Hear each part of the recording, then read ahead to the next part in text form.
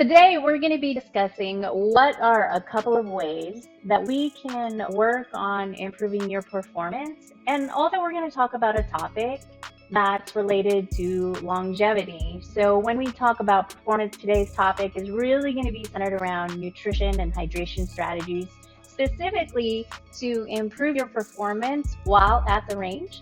And then, our longevity topic today, we're going to talk about what is going on with all these testosterone and hormone clinics that are popping up everywhere and how that's impacted not just the mainstream but also the tactical community. And to help me go through those topics today, I am going to be welcoming one of the best dietitians that you maybe have heard of, or maybe you haven't, but now you're going to know. So this is Diana Wynn, and she is the dietitian over at 911 Dietitian, and she's going to be walking us through her experiences, both in a professional setting, at the range, and in all the different areas that she's worked in. So welcome, Diana. Hey, thanks for having me. This is long overdue. It's awesome to be able to talk shop and hopefully give some good tips to those listeners that you have. Yeah, absolutely. I think we've been needing to do this for a long time, and so I'm super excited that we're finally doing it. We've gotten to attend a couple conferences together. We've talked, through chat for a while now. And so definitely one of my favorite folks in the tactical community. So super excited. Yeah, and we when we started chatting a couple God, I don't know, 3 or so years ago, I was like, who is this tactical dietitian? Like, I'm like totally fangirling over her. Man, she's got her shit together. Look at all the stuff that she's doing for this community. It's amazing, and I love it, and I love being able to have a dietitian just be real with these guys Yeah. and girls. Yeah, I appreciate that. I'm like a duck in the water, right? Like everything's calm on the surface and then underneath I'm just like paddling the fuck out of the water and I like trying to stay afloat Oh like God. everybody, right?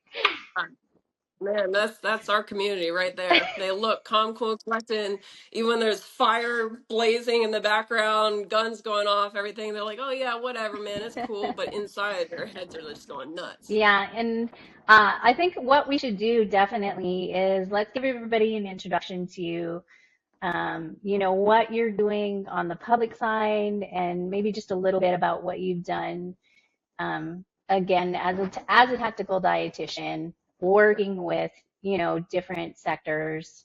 Let's just dive into that. Let's tell the people who you are real quick. Yeah, so short backstory for me, I have been a performance dietitian since, I don't know, 2008.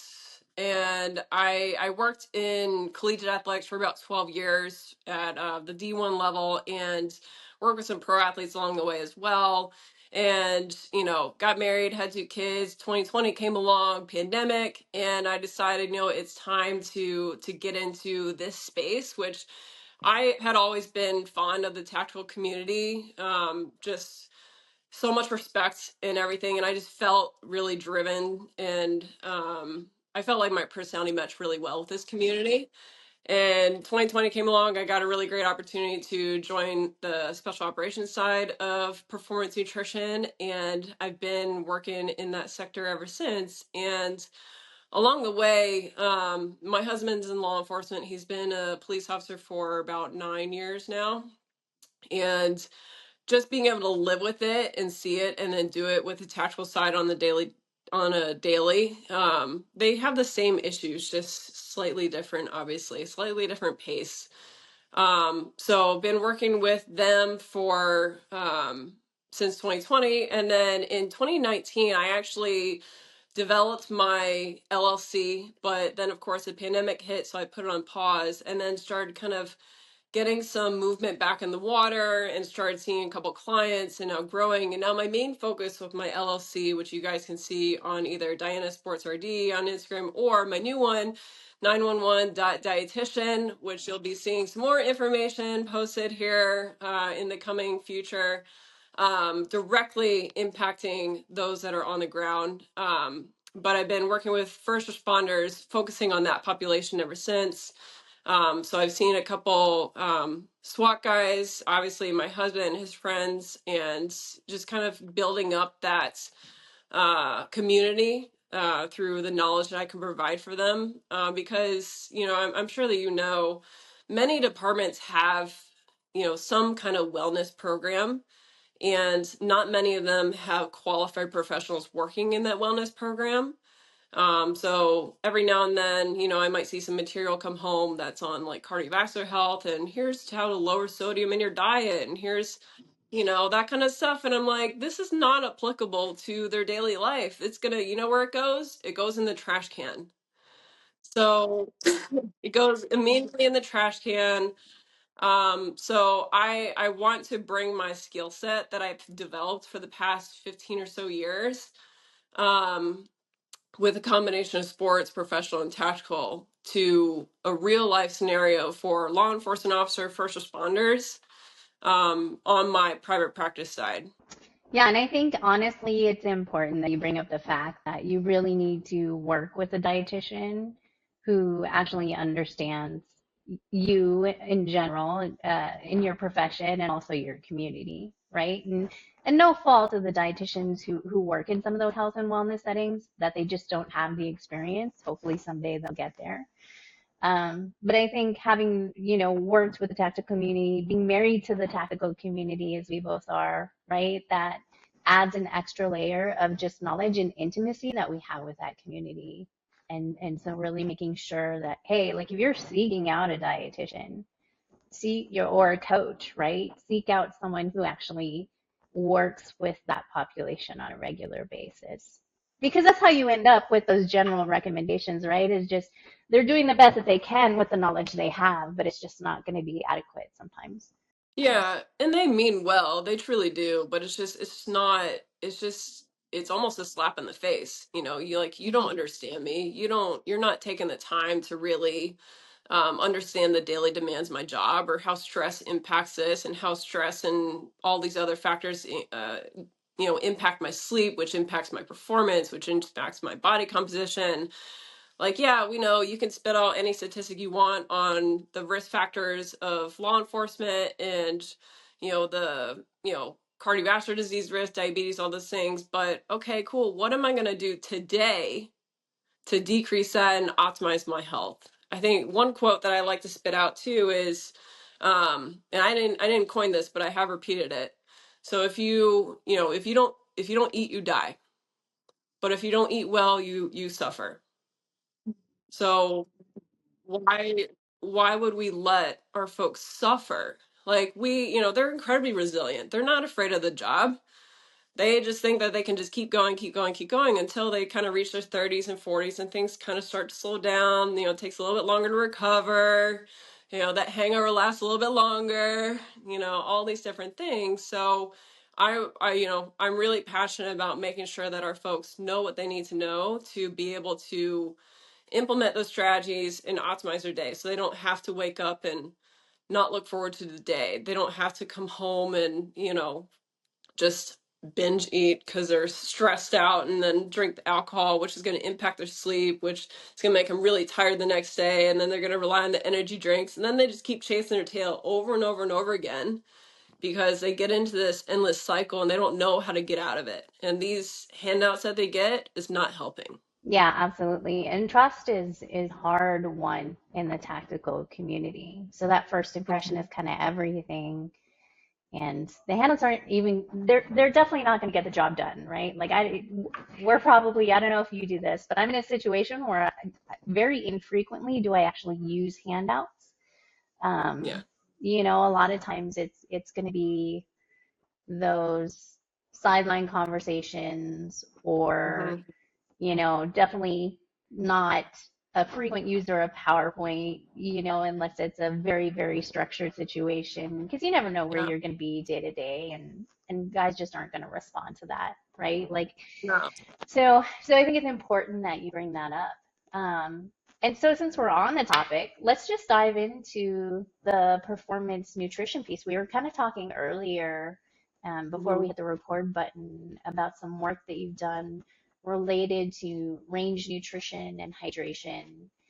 And so I'd really love to talk about, what it was that you were looking at specifically with that particular sort of anecdotal study, I guess we could call it, that you were participating in, that you led, and kind of what came out of that. And let's have that conversation about how we can actually use nutrition to improve Yeah. your range time. Yeah, and this was something that was just, I'm all about showing the ROI, the return on investment, and being able to demonstrate the importance of hydration, the importance of fueling, the importance of preparation. Because I got tired of hearing myself say, "Hey, you should drink more water. Hey, you should make sure you drink enough. Hey, hydrate." Like, nobody responds to that. So let me give you some hard evidence to, how hydration or lack thereof can impact your job, quite frankly. So it was about 2 years ago, in my full-time job, where we basically went out to the range one day, and it was probably the hottest day of the summer, so it actually worked out really well. We went out there with a group of service members, and it was basically just range day. They were shooting, they were doing, various targets and working on improving their shooting while we were out there. So I brought my little portable scale out there, and I want to weigh them before and after so I could show them how much weight they lose in a day. Especially this day was like 105 degrees in North Carolina. It is hot. Um, and so that's what we did. So very rudimentary portable scale, no like looking at pee or anything like that, because there are issues with that as well. But we put them through the same shooting right after we weighed them in the morning, and then let them, do their target practice for several hours there. They had a lunch break where they kind of went under this little hut where it was like the only shaded spot in the range. And I talked to them a little bit there, gave them a little nutrition education while they were kind of eating whatever they brought, or an MRE, either one. There was a little bit of mix of both, but most guys, to be honest, didn't bring the things that they need to last at the range for 8+ hours.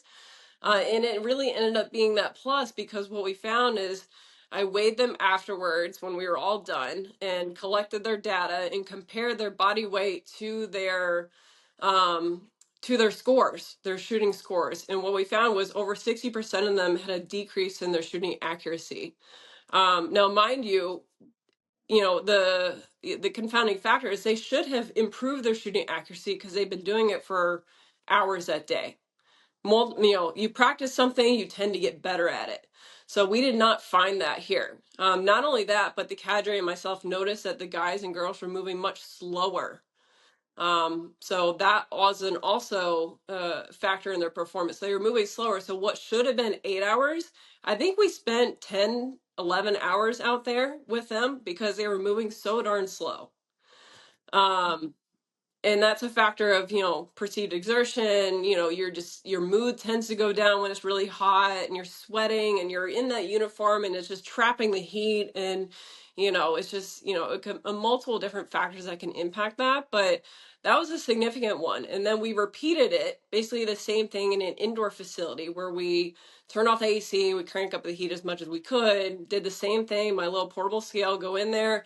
We weighed them first thing in the morning. They did shooting practices. We put them through a stressor to try to increase their heart rate, increase the sweat rate. And then we had them shoot again, the exact same thing. And then we weighed them afterwards, did the same thing. So compared their shooting score with their weight, and same results. Over 60%, I think 70% or more, had a decrease in shooting accuracy. Now tell me that that doesn't apply to your job, right? And both times, I'm kind of looking at what these guys and girls are bringing with them. I think we actually just had guys in this one, so we'll say that. But they might bring like 2 protein bars. I think I had one guy out of the whole group bring an actual meal prep where like his wife helped him prep from leftovers from dinner the night before. Everybody else like, oh yeah, I'll get an MRE, but then they didn't eat the whole MRE. So that's going to contribute to their weight loss too. So not only are they sweating a lot, but then they were using the bathroom, especially an indoor facility. I had a guy use the bathroom like 8 times, which is good, right? You're hydrating, but you need to make sure if you're using the bathroom that much, it generally means that you're pretty well hydrated.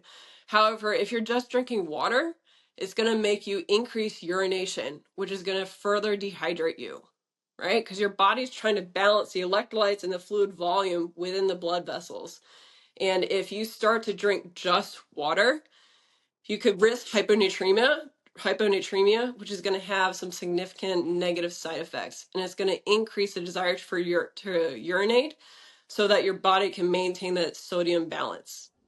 Yeah. So this was a really key takeaway. Yeah, and I think you bring up a couple important points there. So when we look at weight loss related to dehydration, we know that as little as 2% weight loss can start to cause those physical and cognitive performance detriments, right? And so if we look at a 200-pound individual, right, Hmm.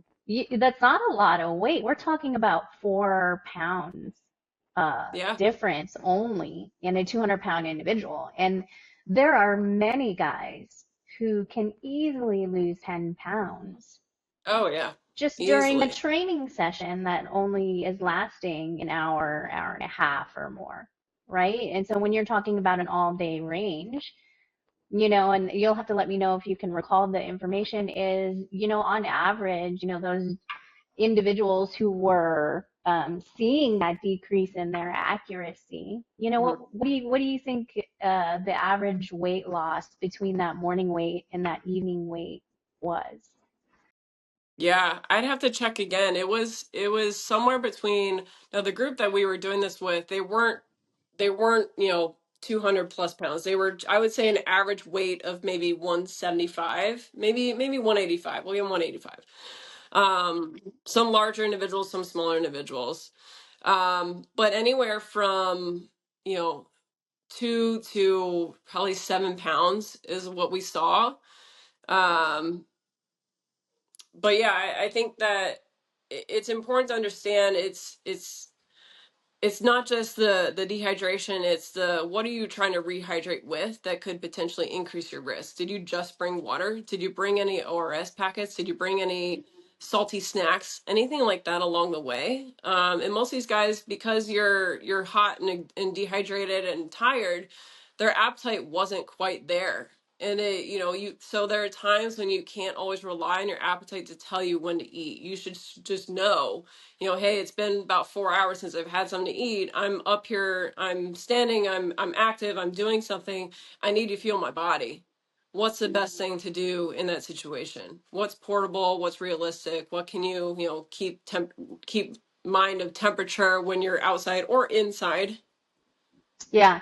And I think one thing that gets overlooked too, and this has a lot to do with just the things that are happening in the mainstream nutrition community, is guys are not fueling with the right nutrients, right? So if they're even fueling at all, you talk about them not eating their MREs, needing those salty snacks, right? But the carbohydrate content sometimes in the things that they're bringing is not going to be adequate also just to improve that mental acuity when they're on the range, right? Yeah, So if your brain is using a significant portion of the glucose that you take in from carbohydrates for energy, and you don't have that mental fatigue is going to yeah, happen. And so I think that's another important part of the hydration piece is it's yes, you need the water, right? But you also need the sodium and electrolytes for sure, right? Because yeah. so much of your sweat is composed of just sodium. And then you need the carbohydrate for adequate delivery, right, of Mm-hmm. all those things into the cell. And that's another thing that we see happening right now is you're seeing rehydration solutions that don't have any No carbohydrate. carbs. Yep, and Carbs are the devil. everybody's like, oh, I don't use that because it has so much sugar in it. I prefer zero carbohydrate rehydration solution. Well, it's not really a rehydration solution, Yeah. really. If it's Yeah. missing that important piece. And this is important too, because this is when you start to get into, well, I saw this one person on Instagram who said, sugar's bad or sugar will cause this and that. And again, a performance dietitian, a seasoned performance dietitian who really understands population or sport in general knows, hey, you need carbs before, intra, and post workout for these reasons. Number one, like you said, it does help shuttle sodium and fluids into the cell. For every 1 gram glycogen that's 3 grams water. So it truly is hydrating. Your brain by itself requires 130 grams of carbs a day. How many of you guys are low on carbs? I don't know about you, but like anytime I look at somebody's food log, I would bet 95 or more percent of them are not meeting the carb goals that I calculate for them. And that's across the board, whether no matter what your MOS is or what your job duty is. Like, I think a lot of people are still either underreporting, which is a thing in food recalls, but they don't get the carbohydrate portion. And then you take that guy who is out at the range and maybe he is on a low carb diet. So not only did he not bring carbs that day, but maybe he was low carb the day prior and the day prior. Maybe he's trying to do keto, carnivore, trying to shed that belly weight. Um, Now he's not recovered from the day before. It takes a full day to replenish your carb stores. So don't go into a training session or a range session or any kind of activity the next day depleted because you're not even at 100% even before you start. Yeah, I tell that to guys all the time, like, hey, your hydration and your fueling, that happens in the 24 hours before, right? And then Mhm. if we get into a situation where we're talking about longer duration events or selections or, just anything that's going to run longer than maybe a 24-hour period. Now we're talking about what you've done in the last week, 2 weeks, month, right? But definitely for the range, whatever you're doing the day before is going to impact your performance that I would day. always plan on, yeah, I always tell people availability or accessibility is the key to consistency. If you don't have the right things accessible to you, how can you expect to be consistent? If you're not consistent, you're not going to reach your goals, whether it's an acute goal to improve your shooting accuracy that day or a long-term goal, which is maybe to improve your metabolic health or whatever it might be. But always anticipate things taking longer than they plan to, especially in this environment. It's going to take longer, so plan accordingly. So, some examples would be if you are able to have breakfast before you leave the house, it's really important. And have an idea of what your sweat rate is. How much weight, you could weigh yourself before and after a typical training session, which really needs to be probably a minimum of 60 minutes to get a decent number, the minimum 60 minutes in a warmer or hot environment to identify how much you're sweating and know that this could change. But say, okay, if I generally lose about 3 pounds in training, I need to make sure that I bring enough fluid with me that day, knowing that I'm going to sweat more. And then weigh myself when I get home from the range so I know how much I lost. Have an idea there.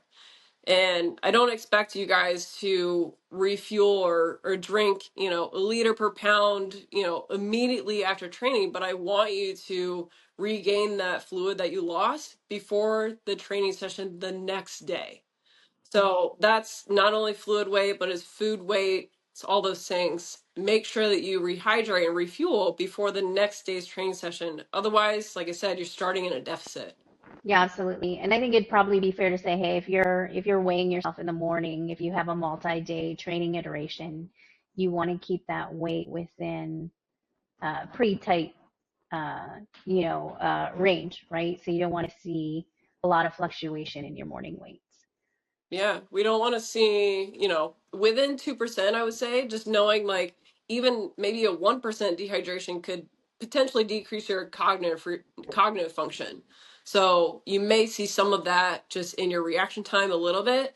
But what I don't want to see is a significant weight loss or a significant weight gain. You shouldn't go to training and gain weight. That's also an issue.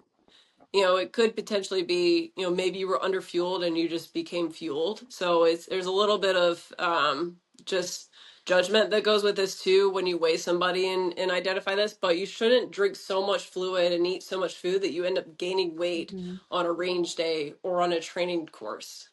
Sure, because that can also contribute to maybe just feeling sluggish, bloated. And I'll throw in there too, I think sometimes when guys are really starting to try and fuel adequately, right? Like they've come and seen us and we've given them recommendations. You think, again, when you're working with someone who's experienced, like they're going to understand, like there is an individual tolerance level there based on what they've been doing with their daily nutrition prior to leading up to something like that, right? Yeah. So anytime we can get a hold of someone beforehand, it's always ideal. So we do the education with them so that when it comes time to perform at specific events, range days, whatever, right? There's some tolerance there. There's some gut training that's maybe already happened. Maybe they already are working on establishing kind of those daily habits that will make it a little bit easier for them to be intentional. And I think that Yeah. was another really important point that you brought up is we don't think about things until it's time to think about things, and then we Yeah. scramble. And I think Yeah. that's definitely problematic too. Yeah. And I intentionally didn't provide any intervention before or during these range sessions because I wanted to see what they would do Yeah. with minimal to no education from me. And my hypothesis was confirmed because they really didn't do a whole lot. There was minimum preparation, minimum thought put into it. It's like always assuming, oh well, I'll have time to go do this, or we'll be able to they'll bring enough water for us. And I would always assume they just don't. Yeah.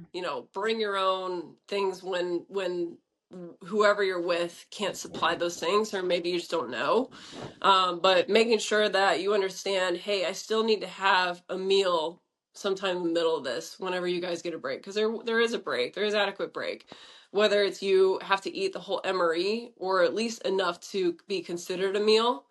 That's important because a lot of guys might, like I said, they'll get the MRE and then they'll eat one or two things, and it's not sufficient to meet a meal. They're not getting fiber, they're not getting other nutrients from there. And that's fine if you're on a range. Like, I don't expect everybody to have a beautiful, well balanced meal plan, like meal prep. That may not be realistic. um, that will come in handy when they get back home or when they get back into when they're done with the day, then they can have those fruits and vegetables and other things that they need to help their body recover. But in the middle, while they're at the range, having things that are realistic, that are appropriate for the environment, and they're actually going to do is really important. So an MRE, having appropriate bars, but understanding like, hey, if you're at an event for 8+ hours a day and you're just slamming protein bars, number one, you're probably not getting enough carbs, like I said. But number two, that's a significant portion of your calories for the day. So you need to at least try to have some nutrient quality in there. Thinking of other things that, I really like as a carbohydrate supplement out there in environments like that would be, dried fruit, Mm-hmm. granola, dry cereal, whole grain cereal could work. PB&J, you make at home. There's a number of things that you could add in there, and just knowing like, hey, every hour or so, I need to make sure I at least drink some fluids that contain carbohydrate. And that's when I would really rely on my ORS type packets that have adequate sodium and adequate carbs. And if you're not getting carbs from your ORS packet, then you need to make sure you eat some carbs. Pretzels, peanut butter crackers, goldfish. Those things may sound like, oh, it's processed, it's not good for me.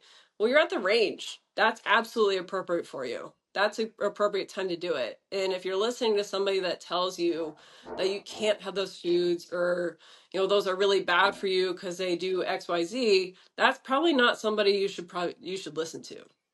Yeah, and palatability is important too. When it's hot, when your appetite is suppressed, and you're just not necessarily going to be prone to eating things that aren't super palatable. So Yeah. I typically will also recommend that guys just take stuff that they enjoy. Look, if you like Rice Krispie treats and you want to take a couple and put them in your cooler so that Yeah. as you get more fatigued, you're kind of getting that quick delivery of glucose in a really enjoyable form, then by all Yeah. means, absolutely.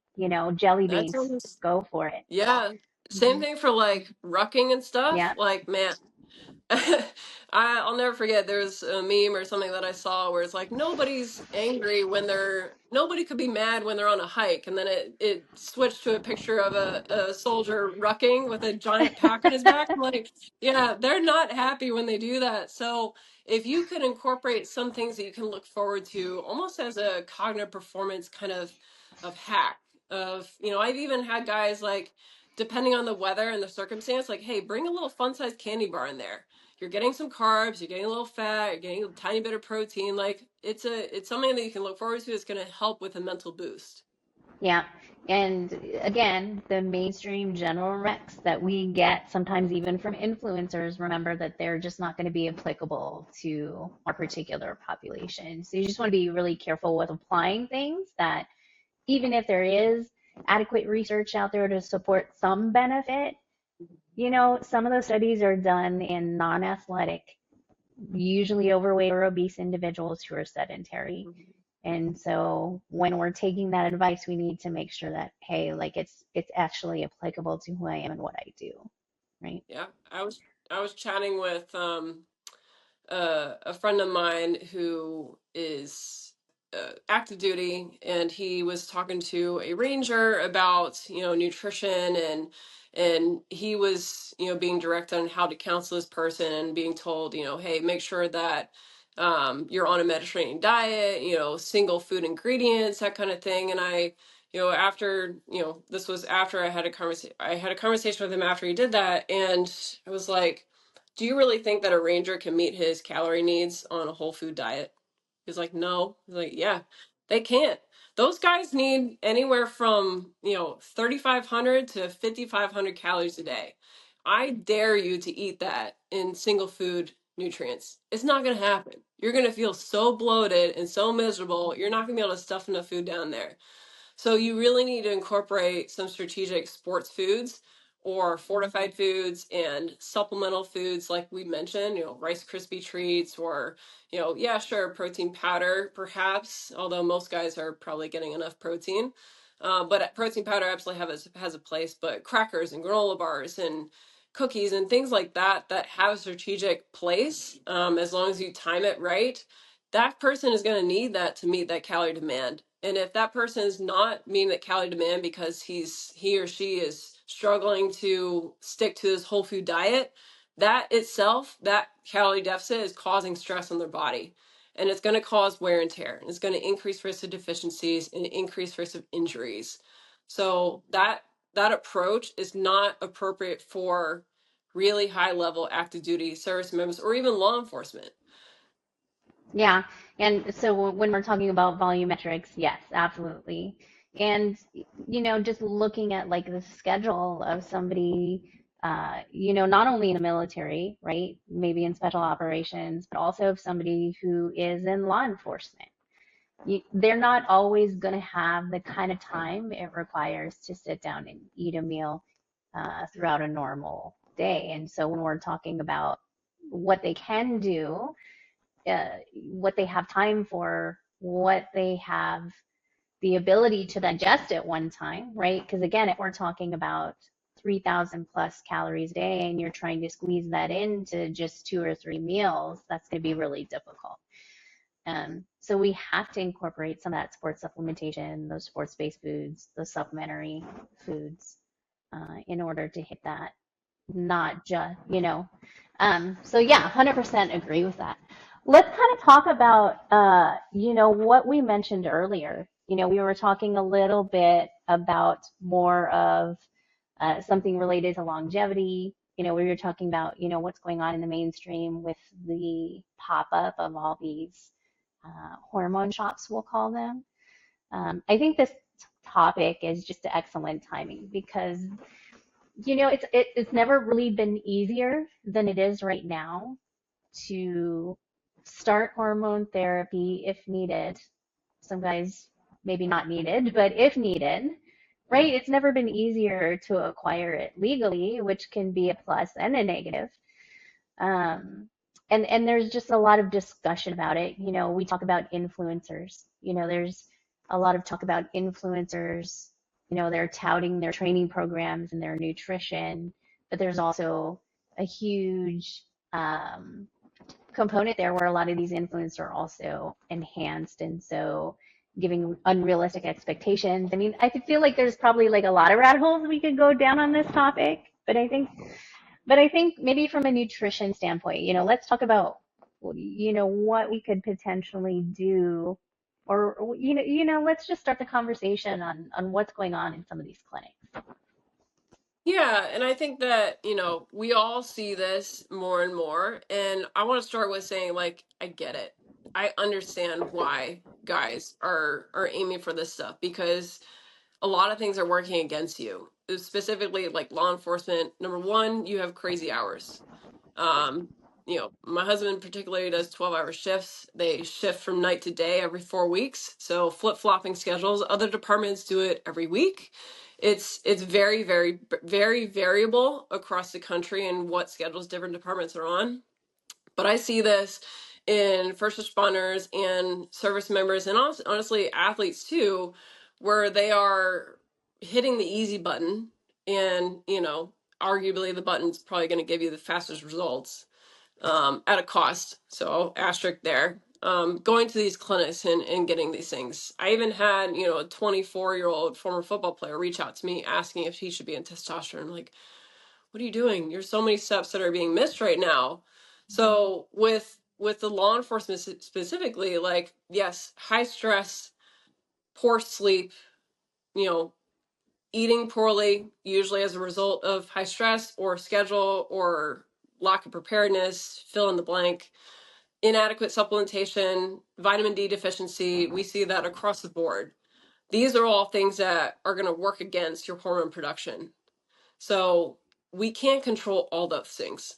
But again, I go back to function before performance. Let me make sure your body has the right ingredients to make that production happen for testosterone and everything else in your body functioning appropriately before we get to, I want to bench more. I want to squat more. Most of these guys just want to get bigger, stronger, faster, Hmm. all those things. And it's important for the job too. But when you risk your health by going to you probably may not even see a doctor, honestly, with some of these clinics. You just go in there, you say, hey, I feel XYZ. And they're like, okay, well, let me give you the testosterone. But they didn't do any thorough background. They have no idea who you are, what you do. They didn't do any micronutrient testing. They didn't do any of the basic things. They're not talking to you about sleep, lifestyle, all those things. If they are, it might be like one blurb, say, oh, make sure you're doing this. So I have guys coming to me who are say, hey, I've started testosterone from XYZ clinic, and I'm like, well, is your sleep better? How are you managing stress? What supplements are you currently taking? Are you taking any supplements that's going to lower your testosterone? Because that's absolutely a thing. What nutrients, let me do some basic blood work on you to make sure that your nutrients are where they need to be. None of those things have been done.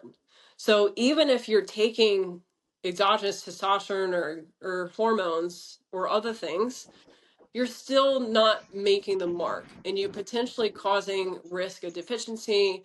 You're not getting regular follow-up, so you don't know if you need to give blood because your ferritin's going way high.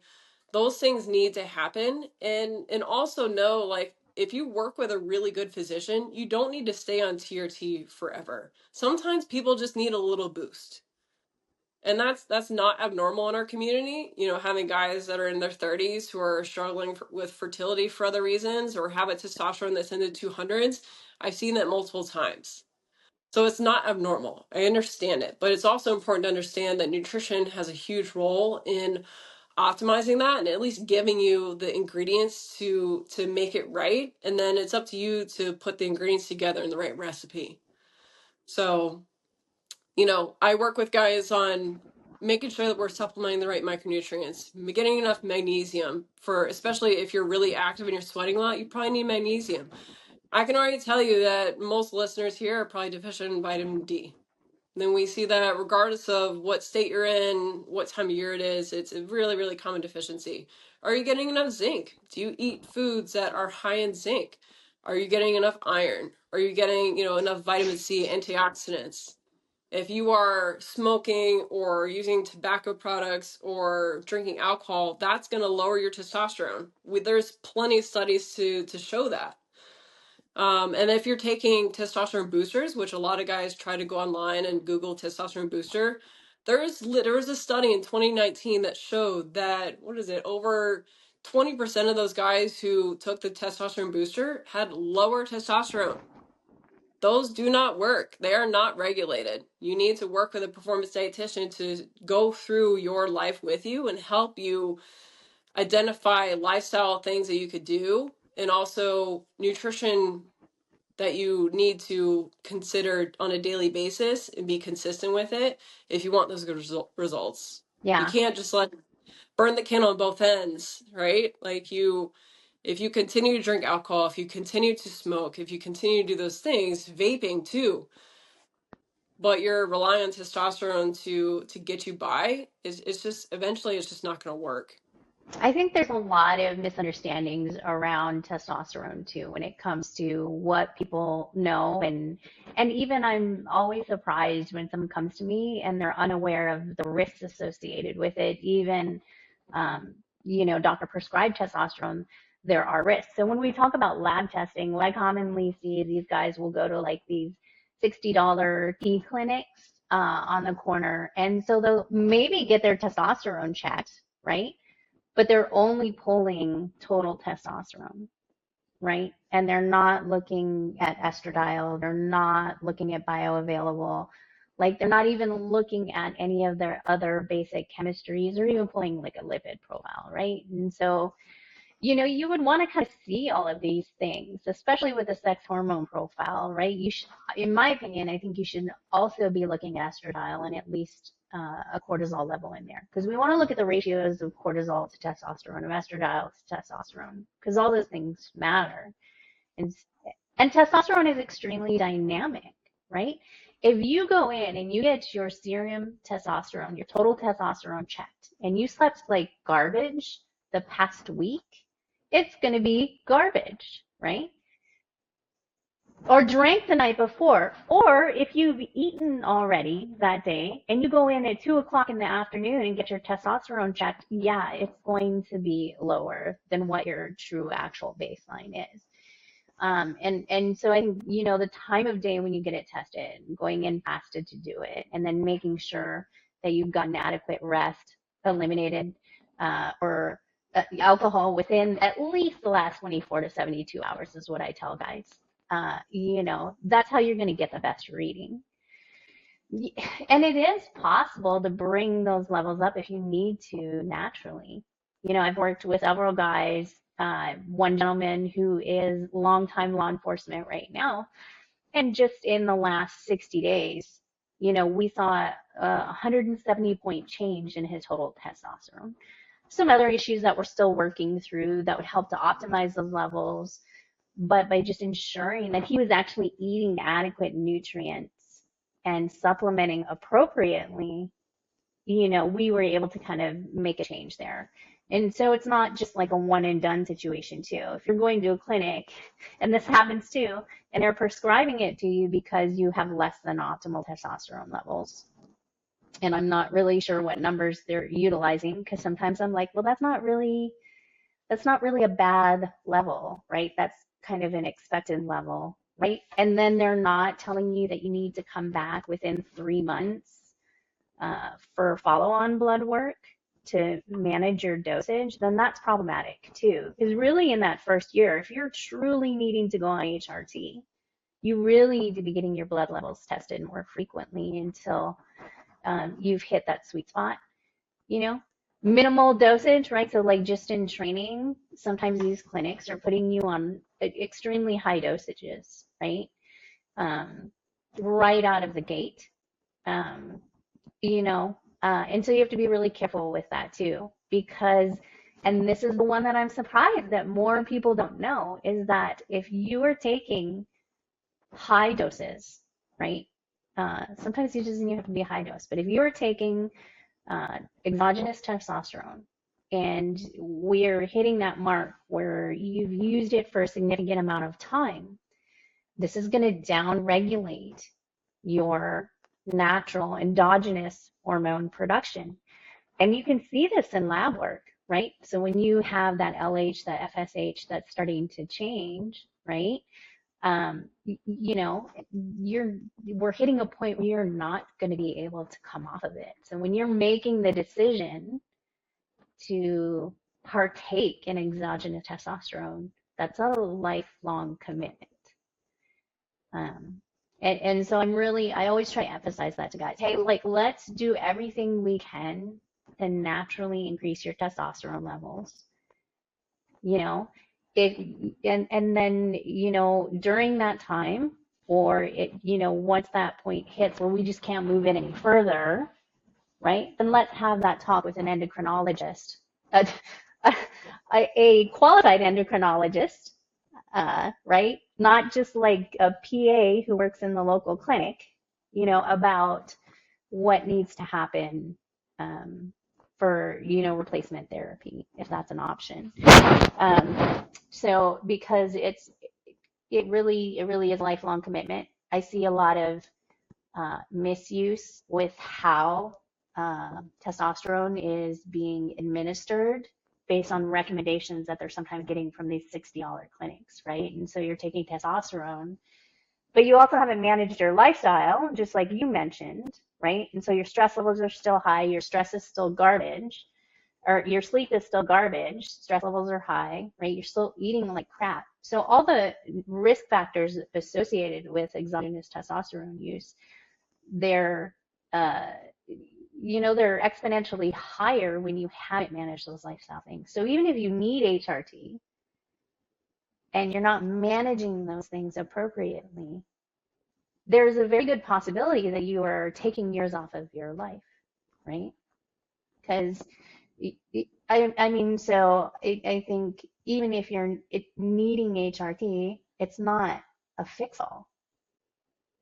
If you're in crises, and what I mean by crises is if you're experiencing, right, like those very severe depression symptoms, right? You're having some really severe blood sugar issues, you're seeing a doc and you have very low testosterone levels, right? Absolutely, that's a situation. If I ever came across that, I'd be like, look, you're in a situation where, yes, we can work on your nutrition and your lifestyle. We'll absolutely do that. But you immediately need to go see an endocrinologist, right? Because there's that line where, hey, there are still some things we can do naturally, and there's some things where like you immediately need to go see a provider because you're going to be much more at risk if we don't get these levels back up. Um, And I you feel know, like, yeah, and I think that's lots of good points, and I feel like guys who might be listening to this are like, okay, that's great, Susan and Diana, but I need to feel better now. I'm not recovering well, and it's a balance. And number one, you have to trust the process. You're right. Like if you improve your sleep and decrease alcohol and tobacco, and you improve your nutrition, your testosterone is not going to magically jump up 100, 200, 300 points in a week or two, you know, but the you will start to feel better. But it's a balance and understanding risk versus reward. If you go do a testosterone clinic and get your exogenous testosterone and you're like, man, I feel better in a week. This is amazing. But your body hasn't caught up to you yet. And you could potentially, like you said, be putting yourself at a higher risk. But I will tell you, if you improve your sleep, if you decrease your caffeine consumption, and we can talk about appropriate ways to do that, if you supplement with appropriate micronutrients if needed to make sure that you have those building blocks for hormone production, if you can find more suitable ways to manage stress other than in a whiskey bottle or a bourbon bottle or whatever your choice is, if you can do those things, then you will start feeling better within 2 weeks or sooner. And then the rest of the stuff the labs will come up in time. But I worked with somebody who, came to me. He was overtrained. He wasn't eating enough, so he was underfueled. He was eating good stuff, but like I said earlier, but was underfueled. He wasn't getting enough nutrients. He had high stress, high op tempo, those kinds of things. His testosterone, he was 31. His testosterone was like 272. Struggling to get pregnant, wanted to have another kid with his wife, and just have a real hard time. I worked with him for, for almost 8 months before he went to the schoolhouse. And he, within 3 months, his testosterone started to go up. He started to feel better. He started to respond better. And then I can't remember the exact time frame, but he and his wife got pregnant within a couple months of doing the basic things. Make sure you're sleeping. Make sure you have a good sleep schedule there. Make sure you're eating enough. Get enough calories. Make sure your training load is appropriate for what you're trying to do. You don't just want to run yourself into the ground every day. There's periodization that goes into training. And then another case where I had a younger guy who had a testosterone in the 200s again, and he was just running himself into the ground, working all the time, high stress, all the things. And his testosterone was able to get back up to 800 within several months. So, yeah, you're right. It's not going to shoot up immediately if you're not on TRT, but it will happen, and it's a more sustainable option, and more realistic and safer for many guys. Yeah, absolutely. I think one of the things, or rather, just to recap kind of what you've said, right, is, alcohol and sleep are going to be two big factors. Sleep you can't always do much about, right, if Mhm. you're on a reverse schedule or you're on a shift work. But alcohol definitely is something we can do something about. And, if alcohol is your only coping mechanism right now, then that's a bigger problem, right? But alcohol and sleep are definitely two big ones. And then when we talk about calorie intake, it probably sounds like we're beating a dead horse with that one. But I think uh, folks need to understand that there are reasons that eating adequate calories matters, right? Like, oh yeah, calories and energy, right? Like everybody should know that, or kind of like have a sense of, look, if you want to produce hormones, if you want to produce energy, you want to be able to do work, you want to have adequate digestion, gut motility, and like all this other stuff. Everything that happens within the body is calories, right? You're only going to get those calories from one place.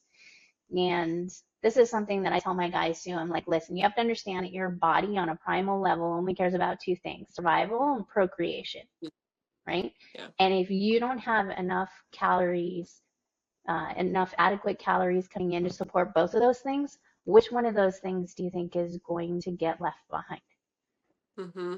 right? Yeah. So, that there's a reason, like in females, we look at things like period irregularities, so like menstruation, amenorrhea, when we're talking about low energy availability. In males, it can be a little bit more sneaky, and especially males within the tactical population, because there's so many other variables. Hmm. And I think that, you're right in that for women, it presents usually much sooner. Women can't handle a significant calorie deficit like men can. Men can handle more of a calorie deficit for a longer period of time until it starts really affecting them. But for men, really the key that sticks out to them for knowing that you're within red S, relative energy deficiency syndrome, is low sex drive. Hmm. Guess what brings people to testosterone clinics? Hmm. Low sex drive. Yep. Hey guys, that's really why I want to drive home. Like, get with your dietitian, focus on nutrition before you get to those. Like, you need to cross some blocks off before you get to the end point, which might be TRT.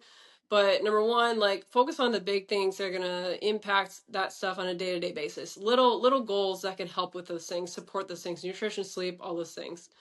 And then make sure you're working with a physician who actually tracks your progress if that is the end goal, where you've done all these things and you're like, Diana, I'm sleeping great, my stress is what it is, I'm eating well, I'm not deficient in anything, but my testosterone is still this.